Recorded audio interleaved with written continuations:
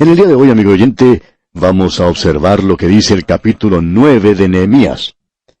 Usted recordará que en el estudio del libro de Esdras dijimos que había varios grandes capítulos 9 en las Escrituras, y todos ellos tienen que ver con avivamientos. Lo vimos allá en el capítulo 9 de Esdras. Tenemos hoy ante nosotros el capítulo 9 de Nehemías, y también el 9º capítulo en el libro de Daniel. Todos estos tienen que ver con el tan importante aspecto del avivamiento. Probablemente deberíamos aclarar lo que queremos decir cuando usamos esta palabra avivamiento, porque creemos que es una de esas palabras que han sido mal entendidas por muchos y probablemente deberíamos pasar algún tiempo explicándola. Es un término técnico que indica el recobrar la vida y el vigor. Quiere decir volver a tener sentido, volver en sí. Se refiere a lo que tiene vida y está desapareciendo, quizá hasta la muerte, y que ya no tiene vitalidad, y que luego resucita. En realidad, la resurrección del Señor Jesucristo que se menciona allá en el capítulo 14 de la Epístola a los Romanos, versículo 9, es una buena forma de usar esta palabra. Allí se dice que Él resucitó. Bueno, ese es el uso preciso de esta palabra, como podemos apreciar. Obviamente, la palabra avivamiento está limitada a los creyentes. Quiere decir que estaban en una condición espiritual muy baja, y que luego fueron reavivados, que fueron provistos de vitalidad y de poder. Aquí en este capítulo 9 de Nehemías, donde nos detendremos en el día de hoy, se utiliza en ese sentido.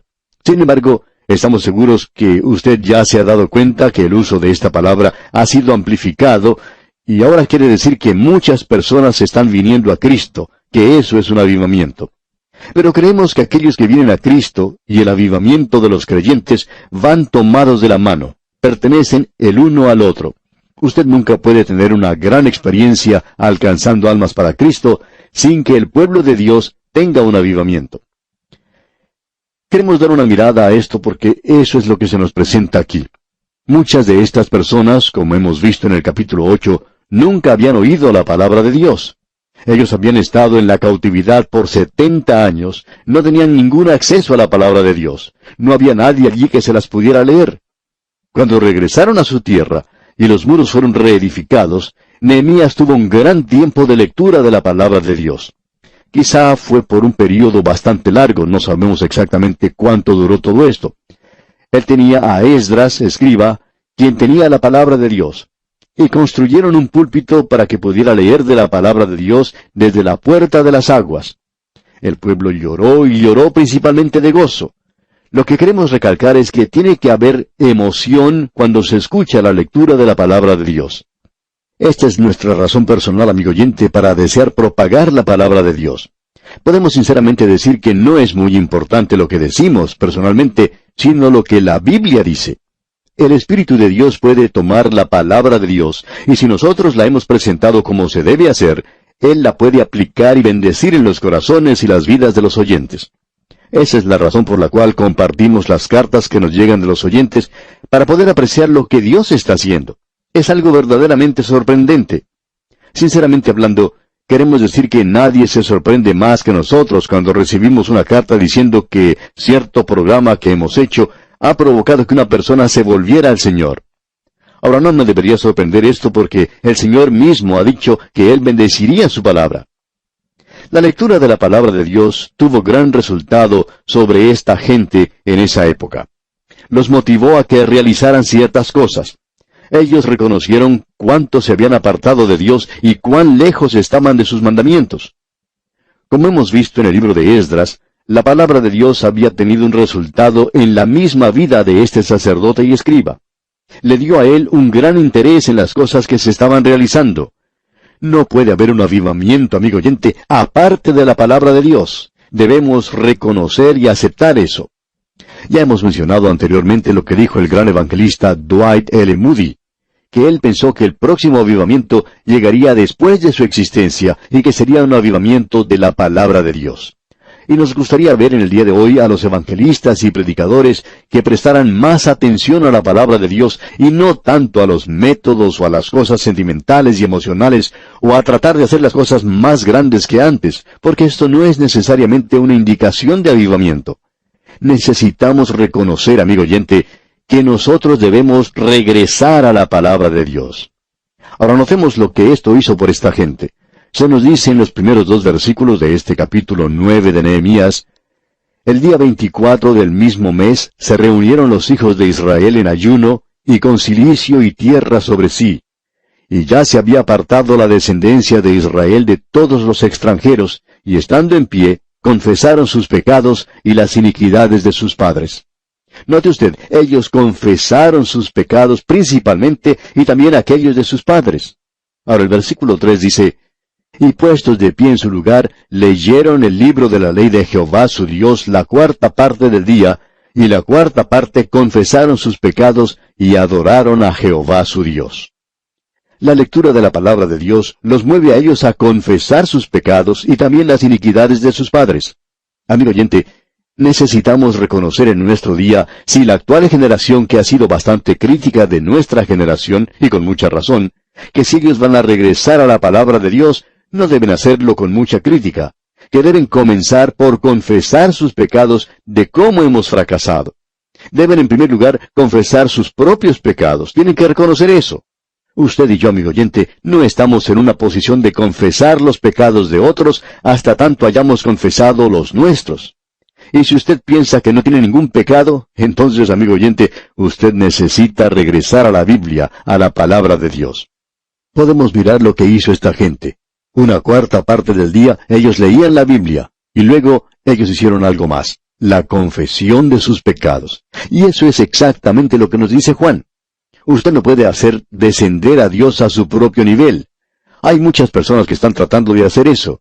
Usted tampoco puede elevarse al nivel de Dios, donde podría decir que ha alcanzado un estado de perfección. Si usted lo hace así, se está engañando a sí mismo. Yo no digo eso de mí mismo, sino que Juan lo dice, y el Espíritu Santo de Dios lo dice. Por tanto, usted no puede hacerlo descender a Él, ni tampoco puede usted elevarse al nivel de Dios.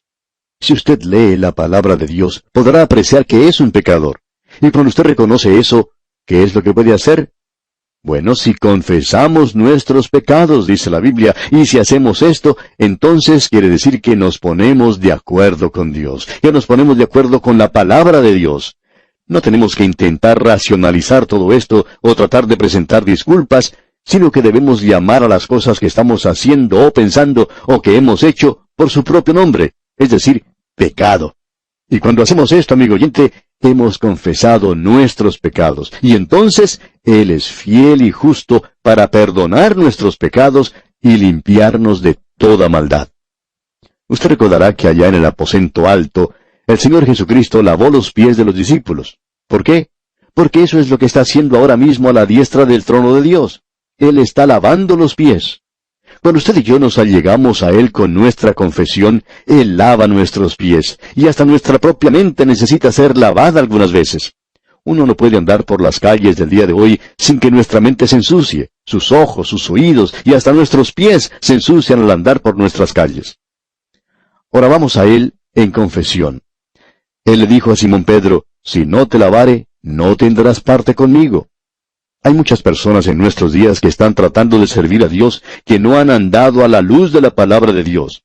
Pero si andamos en luz como Él está en luz, esto no quiere decir cómo camina uno, sino dónde camina. Cuando usted anda en la luz de la palabra de Dios, usted va a poder ver que no puede alcanzar por sí mismo la gloria de Dios. Y cuando usted se dé cuenta de eso, amigo oyente, entonces puede llegar a Él en confesión. Y si usted no lo hace, Él dice: si no te lavare, no tendrás parte conmigo. Eso quiere decir que usted no puede tener comunión con Él. Por tanto, esta gente mencionada aquí en Nehemías pasó una 4ª parte del día leyendo la Biblia, y luego pasaron una 4ª parte del día confesando. Cuando nosotros estábamos estudiando la epístola a los Romanos, no recordamos exactamente cuál capítulo, pero en cierto momento recibimos cartas, quizá una docena de ellas, de personas que estaban confesando sus faltas con nosotros. Pero nadie tiene que confesarse conmigo, amigo oyente. Ellos confesaron que habían estado hablando mal, y uno de ellos hasta dijo que nos estaba odiando. Ahora esta persona necesitaba escribir sobre esto. Pensamos que debería ir a las personas con las cuales habló y arreglar las cosas con ellos. Pero como quiera que sea, aparentemente la palabra de Dios estaba teniendo cierto efecto en la vida de estas personas. Y si le afecta a usted, amigo oyente, le provocará el ir a Dios en confesión. Eso es precisamente lo que esta gente aquí está haciendo. Amigo oyente, este es el camino a un avivamiento. No hay ningún otro camino. Este es el camino. Cuando se nos habla de la confesión de nuestros pecados, creemos que es algo que debe hacerse en privado. Pensamos que ellos lograron arreglar las cosas que andaban mal. Usted recordará que Simón Pedro, en el día de Pentecostés, no motivó un avivamiento levantándose y confesando cómo había negado al Señor Jesucristo. Eso fue algo que tuvo lugar en privado. Lucas y Pablo nos cuentan que el Señor apareció a Simón Pedro cuando éste estaba solo. ¿Sabe por qué? Porque ese asunto de la negación de Pedro tenía que ser arreglado. Pero era algo privado. Usted no tiene que darse un baño en público, por lo menos esperamos que no lo haga. Casi lo hacen en nuestros días en la televisión y pensamos que no deberían hacerlo. Quizá están tratando de vender cierta clase de jabón y parece que es un poco mejor, que lo limpia más a uno. Y eso es lo principal de un baño. Tenemos pues que confesarnos privadamente con el Señor. Simón Pedro confesó privadamente, y estamos seguros que él arregló las cosas con el Señor. Pero en el día de Pentecostés, él no está haciendo ninguna confesión. Permítanos decir una vez más que lo importante es que debemos hacer la confesión de nuestros pecados privadamente. Cuando uno escucha referencias a una confesión pública de los pecados, eso simplemente provoca una ola de histeria. Eso no es avivamiento. Ciertamente no ha traído avivamiento en nuestro día. Necesitamos reconocer que no podemos desasociarnos de los demás. Vemos aquí que Nehemías está diciendo que ellos se levantaron y que ellos confesaron diciendo, nosotros hemos pecado. Eso es lo necesario que tenemos que notar aquí, la clase de confesión que hicieron. El avivamiento, por tanto, puede y debe comenzar como un asunto personal. Mucha gente ha estado pensando que Finney estaba a las orillas, por así decirlo, del fanatismo. Y si usted lee alguno de sus libros, se dará cuenta de que no es así. Él dijo que un avivamiento no era un milagro. Dijo que cada persona podía cumplir con las condiciones. Usted puede dibujar un círculo, colocarse dentro del círculo y decir al Señor que comience un avivamiento en ese preciso lugar y allí comenzará. Después de todo, Elías fue un avivamiento en una sola persona. Y ha habido personas que han llenado esas mismas condiciones. Cuando se cumplen las condiciones para un avivamiento, vemos que da como resultado una gran bendición. Tocaremos a continuación los puntos más sobresalientes de este capítulo 9 de Nehemías. Veamos los versículos 4 y 5. Luego se levantaron sobre la grada de los levitas Jesúa, Bani, Cadmiel, Sebanías, Buni, Serebías, Bani y Kenani, y clamaron en voz alta a Jehová su Dios. Y dijeron los levitas Jesúa, Cadmiel, Bani, Asabnías, Serebías, Odías, Sebanías y Petaías, levantaos, bendecid a Jehová vuestro Dios desde la eternidad hasta la eternidad, y bendígase el nombre tuyo, glorioso y alto, sobre toda bendición y alabanza. Amigo oyente, esta confesión no le lleva a usted a una demostración pública, donde usted se levanta y llama la atención sobre sí mismo, diciendo a la gente lo pecador que es. Esto, según hemos notado, lo hace a uno muy grande ante los demás. Bueno, ¿qué es entonces lo que uno debe hacer? Esta gente se levantó después de haber hecho su confesión. La palabra de Dios fue leída, ellos hicieron su confesión y se levantaron, note usted, para alabar y bendecir a Dios. Y eso es lo que nosotros debemos hacer. Necesitamos alabar a Dios en nuestras reuniones. Necesitamos bendecir su nombre. Alguien decía en cierta ocasión que la reunión de entre semana de su iglesia se estaba haciendo demasiado monótona al escuchar siempre las mismas oraciones. Así es que decidieron que la reunión de un miércoles por la noche, en lugar de que las personas oraran pidiendo a Dios por esta cosa y por aquella otra, simplemente alabaran a Dios. Y él dice, ¿sabe? Eso casi trae un avivamiento. Y eso es, amigo oyente, lo que necesitamos en nuestro día. Traerá un gran avivamiento cuando nosotros comencemos a alabar a Dios y a exaltar su nombre santo. Notemos ahora lo que dice el versículo 6 de este capítulo 9 de Nehemías.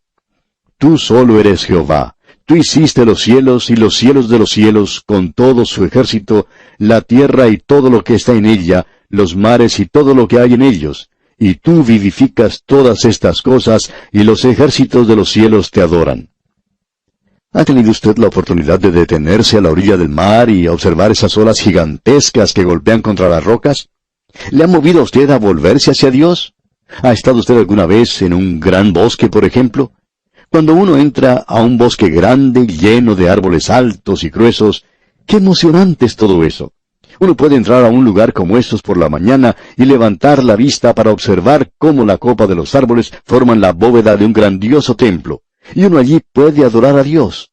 Él es el Creador. Él fue quien hizo todo eso que nos rodea. Él fue quien creó este universo. Y no solo hizo eso, sino que podemos leer aquí en el versículo 7, «Tú eres, oh Jehová, el Dios que escogiste a Abraham, y lo sacaste de Ur de los Caldeos, y le pusiste el nombre Abraham». Ellos alababan a Dios por la forma en que Él había guiado a sus antepasados, cómo Él había elegido a Abraham, cómo lo había cuidado en la tierra de Canaán, cómo los había traído como nación desde la tierra de Egipto, cómo ellos habían sido guiados milagrosamente y cómo Él los había cuidado durante todo ese tiempo. Ellos alababan a Dios por eso. Amigo oyente, ¿le ha dado gracias usted a Dios alguna vez por permitirle vivir en su país? Amigo oyente, permítanos decirle, ¿le ha dado gracias a Dios por haberle llevado al lugar que hoy ocupa? Nosotros deberíamos agradecerle a Él por eso. Esta gente lo hizo. Ahora ellos confiesan los pecados por su pueblo. Una persona necesita confesar los pecados de su país en estos días, porque ninguno de los candidatos, ni de los partidos políticos, ni de los hombres de gobierno, ni los educadores están confesando que nosotros hemos pecado. Pueden confesar que otra persona pecó, pero no, ellos no lo han hecho. Y no están confesando los pecados del país. Escuche lo que dicen los versículos 34 y 35 de este capítulo 9 de Nehemías. Nuestros reyes, nuestros príncipes, nuestros sacerdotes y nuestros padres no pusieron por obra tu ley, ni atendieron a tus mandamientos y a tus testimonios con que les amonestabas. Y ellos en su reino, y en tu mucho bien que les diste, y en la tierra espaciosa y fértil que entregaste delante de ellos, no te sirvieron, ni se convirtieron en sus malas obras. Dios ha bendecido a nuestras naciones de alguna manera, amigo oyente. Nuestros antepasados llegaron a nuestros países con sus problemas y sus faltas, como usted se habrá dado cuenta por medio de la historia. Y no quisiéramos regresar a los tiempos de antes.